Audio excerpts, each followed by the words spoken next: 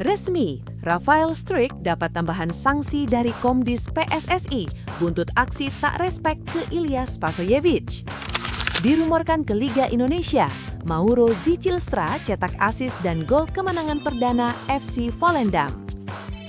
Talenta terbuang oleh Romagney, pelatih Oxford United buka pintu keluar. Jangan sampai pulang ke Liga 1 juga.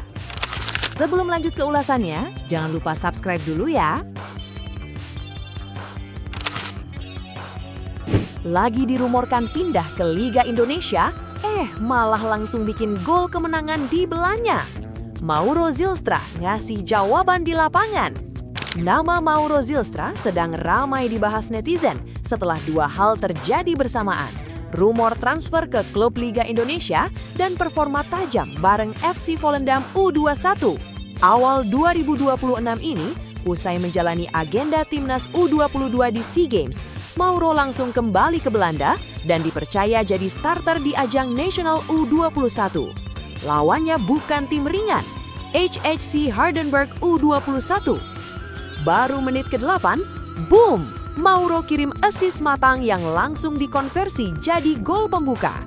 Impact cepat, sentuhan pertama langsung terasa. Pertandingan sempat ketat, skor imbang bikin tensi naik. Tapi di menit ke-88, momen penentuan datang. Umpan silang Azam El Nasri disambar tandukan Mauro. Gol, penentu kemenangan 2-1. 3 poin perdana Volendam U21 di tahun ini. Secara konteks, ini penting. Mauro sebelumnya minim menit bermain. Jadi 1 assist plus 1 gol bukan sekedar statistik, tapi sinyal dia masih sangat layak diperhitungkan. Di sisi lain, rumor transfer ke BRI Super League memang menarik. Tapi performa ini juga jadi alarm keras ke pelatih bahwa karir Eropa masih sangat hidup. Plot twistnya, kadang rumor transfer justru jadi bahan bakar performa. Bukan tanda mau pergi, tapi tanda lagi naik nilai. Menurut kamu, Mauro lebih baik lanjut tempur di Eropa atau ambil panggung besar di Liga Indonesia? Pilihan ini bisa mengubah jalur karirnya. Talenta Timnas Indonesia terancam menghilang di Inggris. Ole Romagney kini terus duduk di bangku cadangan Oxford United dan sinyal perpisahan mulai tercium. Nama Ole Romagney sedang ramai dibahas setelah tidak mendapat menit bermain di bawah pelatih baru Oxford United Matt Bloomfield. Dalam 3 laga championship sejak pergantian pelatih, Romagney belum sekalipun diturunkan. 0 menit, 0 kesempatan. Padahal saat masih ditangani Gary Rowett, Romagney termasuk penyerang yang cukup rutin dimainkan. Artinya ini bukan soal datang dan gagal, tapi perubahan arah kepercayaan. Striker 25 tahun itu sejatinya berada di fase emas karir. Dengan kontribusi gol bersama Timnas Indonesia, ekspektasi publik justru sedang naik. Namun realitanya di klub, grafiknya turun tajam. Situasi makin menarik setelah Bloomfield mengonfirmasi ada pendekatan dari klub lain untuk beberapa pemainnya. Pembicaraan disebut berlangsung di belakang layar.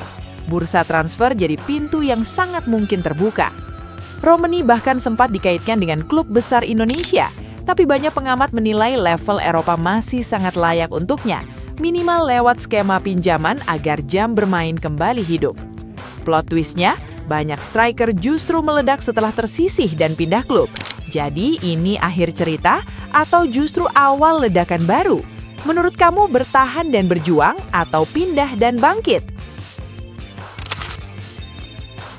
Resmi, Rafael Struijk kena sanksi tambahan. Bukan cuma kartu merah, tapi hukuman lanjutan. Keputusan ini langsung bikin perdebatan panas.